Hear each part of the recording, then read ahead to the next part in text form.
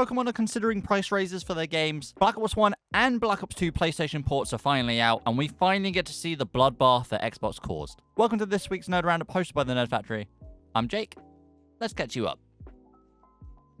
It's been reported that the Pokemon Company have been discussing price raises for their mainline titles. From an internal document, there are details that the Pokemon Company have been wanting to increase the price of the Pokemon games from the current 50 quid price to 60 quid since the release of Sword and Shield. However, the increase wasn't possible at the time as higher prices wasn't standardized as they are now. Whereas 70 quid is the normal standard, which I hope Pokemon don't go that high. The Pokemon Company also stated that they want to encourage people to buy both versions of the mainline games, which from a gameplay standpoint does make sense as you need both games to complete the Pokédex. However, paying 120 quid for 2 games just to get the 5% of Pokemon you need, I just don't like that. That's a lot of money for 5% of the Pokemon for the other game.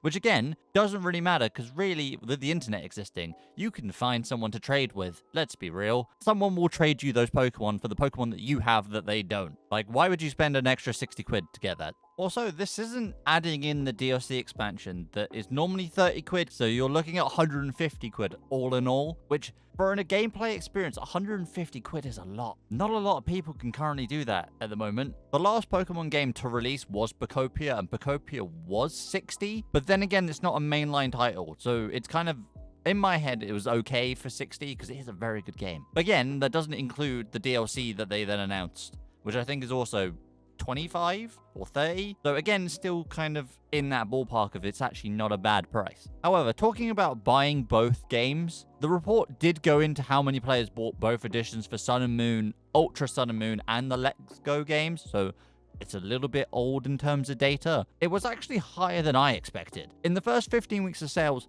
41% brought both Sun and Moon, 50% brought both Ultra Sun and Moon, and 23% bought both of the Let's Go games. I cannot believe that 50% of people brought Ultra Sun and Moon, and even 41% brought Sun and Moon. That's insane. I thought it'd be like the 23 mark that Let's Go was at. But nearly half the people that brought the game brought both. And they still want more people to buy both. So the only thing I can suggest is maybe with the recent titles, that number has dipped quite significantly. Because I don't see people, maybe Sword and Shield. Sword and Shield was good. Scarlet and Violet, I wouldn't be surprised if that is a lot lower because that game struggled on the original Switch. But with the release of Winds and Waves coming next year, I honestly wonder, because the pre-orders aren't live yet, if they're going to pull the trigger and it ends up being 60 quid for both games. And maybe they'll do a bundle where you buy both, it's 100, so you save 20 quid. Maybe that's, so you're kind of still buying the same price if you were buying now, I guess. Maybe that might happen, who knows? Time will tell. Out of nowhere, the Black Ops 1 and Black Ops 2 PlayStation ports have finally dropped. Both games are available for $34.99, with the DLCs being sold separately for $25.99, which I think is a little weird. However, if you have PlayStation Plus, you can get one of the games and its DLC pass for 26 quid. So all in all, that's 52 quid if you're getting both, but you have until the 6th of August at 6 p.m. to get this because the deal ends on that day. So get going, because I brought Black Ops 2. It's very good. It's not nostalgia, it is just very good. This price, however, doesn't actually include the 25 personalization packs for Black Ops 2.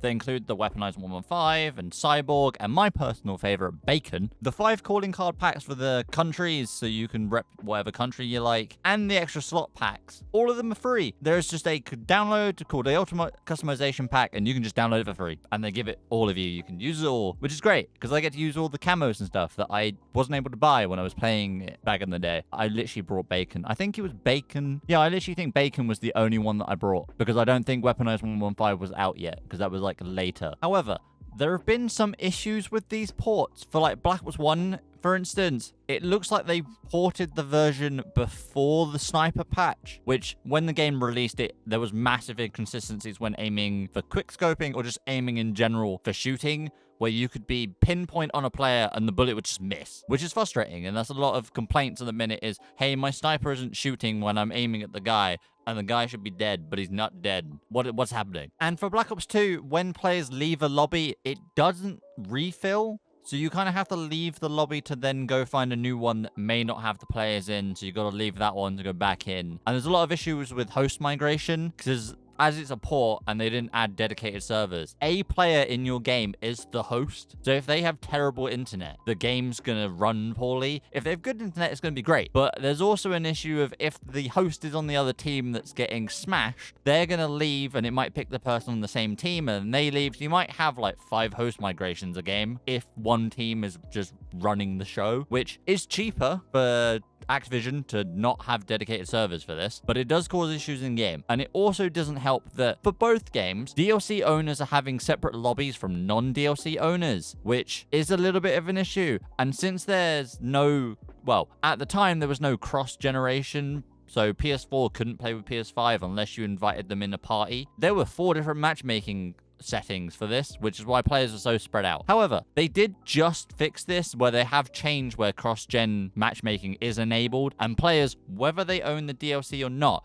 are now just matchmaking together. So rather than having 4 different pools, we now just got one big collection of every player, which is good. I haven't played since they've done that update, so I don't know how good it is yet. The gameplay you're seeing is before that, but I'm glad they're fixing the issues, because that was a little bit of a worry having players not find matches. Hopefully they'll be able to fix some of the other tweaks. Maybe they'll add the patch and maybe sort the game out for Black Ops 1 so the snipers can actually work. That'd be nice. That'd be good. What would also be good is they added the things that they removed from the games. But it started off, the player counts for both games are gone. So there's no mini-map on the bottom for Black Ops 2 of the world and all the little dots for players. When you go into Black Ops 2, because again, I've only played Black Ops 2, when you go into playlists at the bottom, it says 0 out of 0 because it's not pulling any data. So you can't tell how many people are playing a certain mode, which is a little difficult if you want to try and play a particular mode and you don't know how many players there are. League play is also gone from Black Ops 2, which is insane. Why would they remove that? It's one of the biggest things in multiplayer. Why would you remove League play? That's crazy. For Black Ops 1, they removed wager matches, which is also crazy. Like, these are such pinnacle things for these games that people were probably really excited for, and they've just gone, yoink, gone. Don't know where it went. Like, it's in the port. We know you have it. You ported everything else, so the code is there.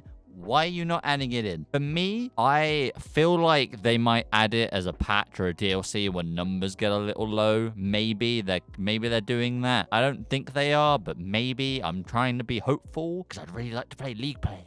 It'll be such a throwback playing League play, but I don't know.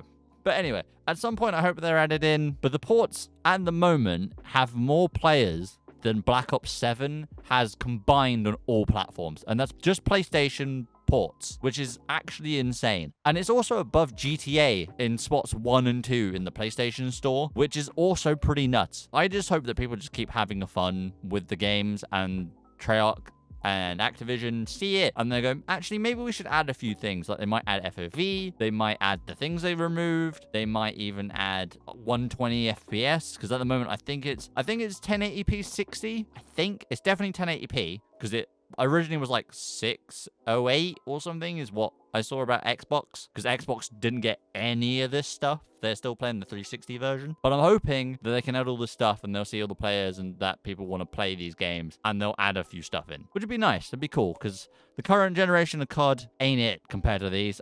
Black Ops 2 is just so much better than the current gen. It's insane.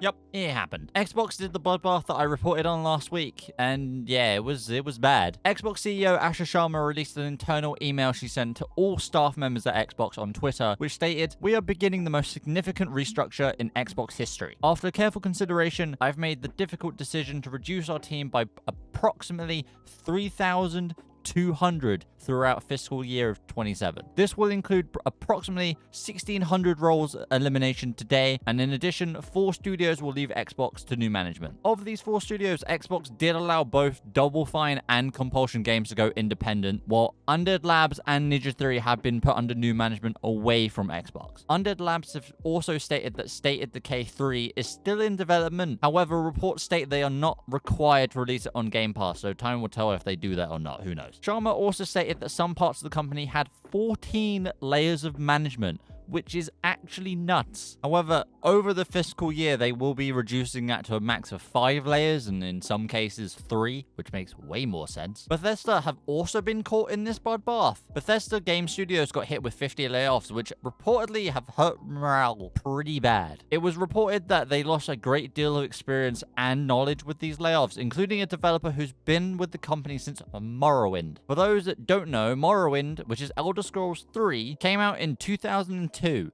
which means this person has been in the company for at least 24 years as of release. So it's probably longer than that, because obviously they made the game. So they got rid of someone with 25 years in the company, pretty much, which is insane. Why would you get rid of someone with that experience? And talking of Elder Scrolls, with these layoffs, there is a big possibility that Elder Scrolls 6 is actually being delayed even further than it already has been, which isn't great. But the company is being restructured and overhauled in a way that will focus on the franchises that they own. So Fallout, Elder Scrolls, Doom, Quake, and Wolfenstein are now going to be their main priorities, which, God, I hope for a new Wolfenstein game. I love that franchise so much. There were also other companies within Xbox that got hit that wasn't reported on last week, and surprisingly, ID Software was one of them. ID Software posted a statement saying that they're now the same size as they were when making Doom 2016, which means roughly 50% of their staff were all laid off. Obsidian also got hit by this. However, it seems to be for the better. It's been reported that Obsidian is now making a Fallout game, which is something that fans have wanted for years. With the restructure that Obsidian had, they've cancelled their next Avowed game to start building this new Fallout game. Some are stating that it could be New Vegas 2, but that is blatantly just a rumor. There's no factual evidence or any